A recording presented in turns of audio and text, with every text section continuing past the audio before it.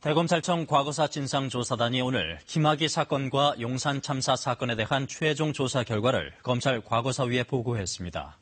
두 사건 모두 당시 검찰 수사가 미진했지만 수사 권고는 하지 않는 방향으로 결론 내린 것으로 알려졌습니다. 이지은 기자입니다. 대검 과거사 조사단 김학의 사건팀은 2013년과 2014년 두 차례 검찰 수사 모두 부실했다고 결론 내렸습니다. 김학의 전 법무차관이 건설업자 윤중천 씨를 어떻게 만났는지도 밝히지 않았고 김 전 차관의 통신 내역이나 계좌 조회도 하지 않는 등 기본적인 기초 수사조차 제대로 하지 않았다는 겁니다. 조사단에 출석한 당시 검찰 수사팀 관계자들은 이와 관련해 윗선의 수사 무마 압박 등은 없었다고 진술한 것으로 전해졌습니다.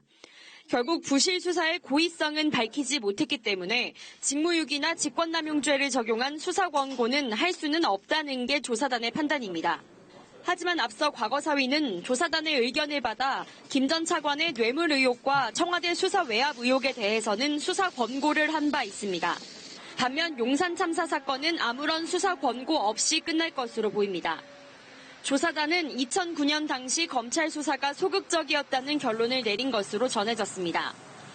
진압을 담당한 경찰 지휘부에 대한 검찰 수사가 미진한 점 등이 드러났지만 수사 권고를 해야 할 만큼 당시 검찰 수사팀의 잘못을 찾지 못했다는 겁니다. 또 진압을 지휘했던 김석기 당시 서울지방경찰청장이 조사에 응하지 않았고 경찰이 자료 제출을 거부하는 등 조사단 조사에도 한계도 있었습니다. 조사단은 오늘 이 같은 내용을 법무부 검찰과거사위원회에 최종 보고했습니다. 법무부 과거사위는 조사단의 보고서를 검토해 채택한 뒤 김학의 전 차관 사건은 29일, 용산 참사 사건은 30일 결과를 발표하고 1년 5개월에 걸친 활동을 마무리할 예정입니다. KBS 뉴스 이지윤입니다.